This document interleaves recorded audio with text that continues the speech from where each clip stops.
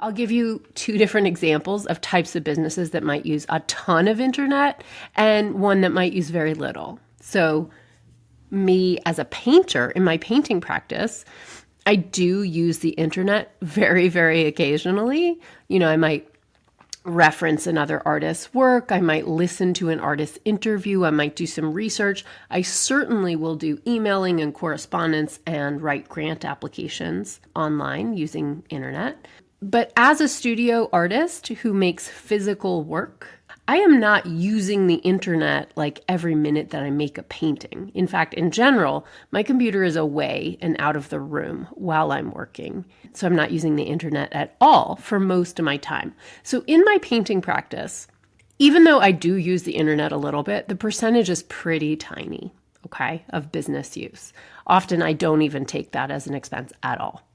Now, someone who might have a really high internet expense would be, for example, like a videographer, right? So if you are doing video work, you might be uploading and downloading massive files, and you might actually even pay extra to have a really fast, a great high-speed internet connection, right? So in that case, you might be sending a lot of data, doing huge uploads. That might mean you have a very, very high percentage of your total internet that you use for business. Even with that, though, if you don't have a separate internet account that's dedicated for your business, then we still know that at least some percentage of your internet use is personal, right? At some point, you're doing some online shopping, you're watching Netflix.